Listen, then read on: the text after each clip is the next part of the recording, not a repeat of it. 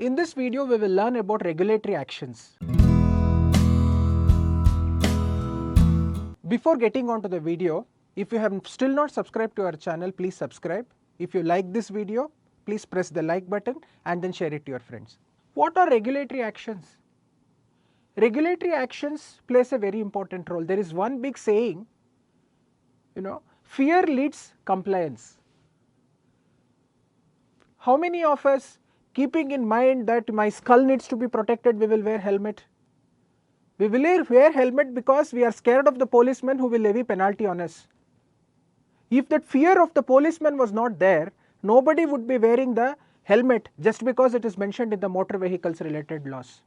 The same way it works even in case of corporate persons.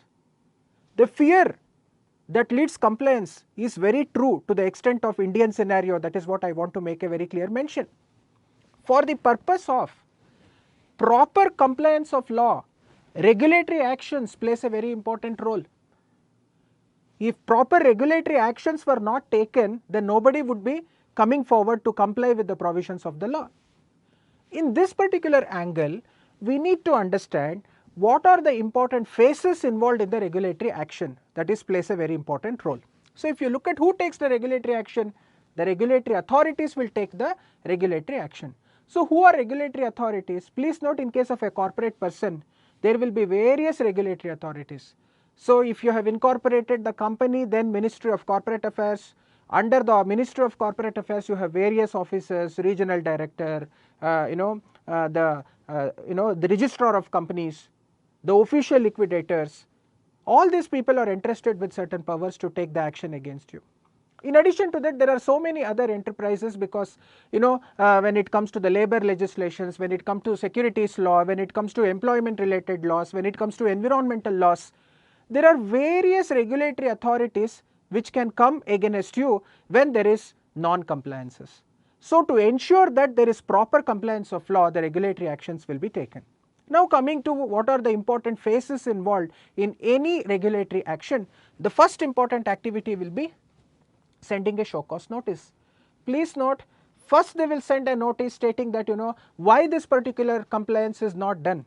Take for example, a company has not conducted the annual general meeting. This is a typical non-compliance. Then the registrar of companies will send a notice asking for why their annual general meeting is not conducted, for which you have to do the reply.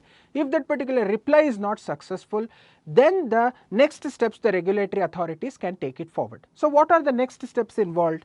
They can come for an inspection. Please note, an inspection in general, if I have to say, it is a careful examination, and generally it will be conducted in an informal way to gather the information.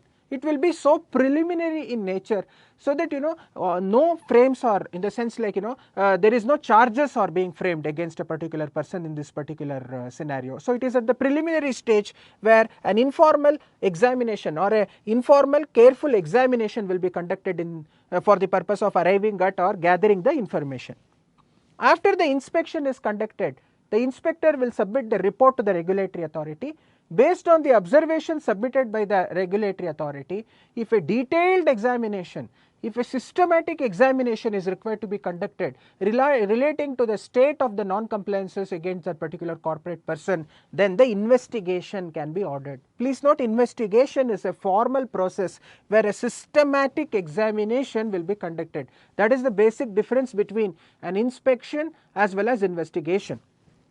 During the process of inspection as well as investigation, one of the important activity will happen. It is called as inquiry.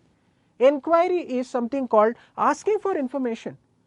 Please note, if a regulatory authority walks into your premises, it is the duty of all the officers as well as employees to cooperate and then provide information.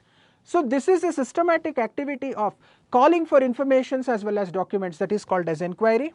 And in addition to that, in other laws, basically like in case of corporate disputes where the Ministry of Corporate Affairs, the income tax authorities, all these people will conduct the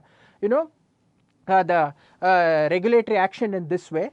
When it comes to the other laws, say Consumer Protection Act, the Essential Commodities Act, where the GST or any taxation related matters, where if though with the knowledge that there is some non-compliance is happening or some act or omission is happening, then they have got every authority to search your premises. Take for example, it might be some black money which is being stored, like that a complaint is being received, so that the authorities framed under the Prevention of Money Laundering Act, the regulatory authorities, they can just come to your premises, they can search your premises. Search your premises is also a kind of inspection, a kind of physical inspection which is being carried out.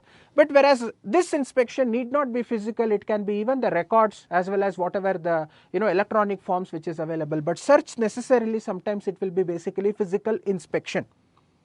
If they identify any points basically with respect to say the search is relating to the black money, if they find that particular object, then they can even seize the premises. Please note, seizing the premises where the entry will be denied, a particular room will be locked, so that it will go to the custody of the regulatory authority, wherein no person within the organization will be allowed to enter this premises by way of putting the seal in the outdoor.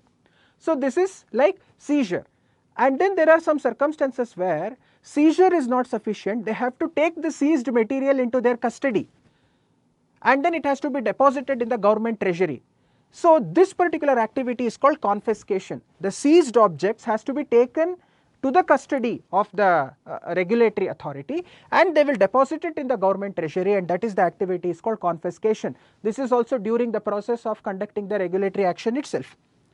And please note, if you are aggrieved at this particular stage, you can come out with a litigation. Litigation in the sense like if you are aggrieved by the actions taken by the regulatory authority, opportunity will be given for you to prefer an appeal before the regulatory authorities, whether it is National Company Law Tribunal, the Income Tax Appellate Tribunal, whatever the case may be.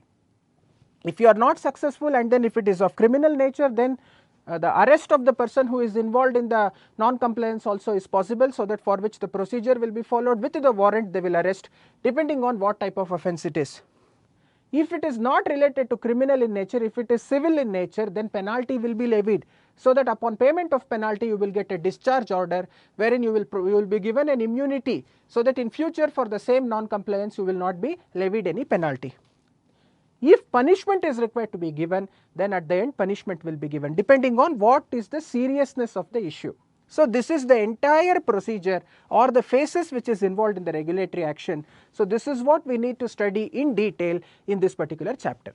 If you want to learn more about this particular course, please fill up the Google form which is being provided in the description box below. If you have any questions associated to this particular video, please comment. If you want to know more about the courses offered by Excel Academy, please visit our website www.excelacademy.com. Thank you.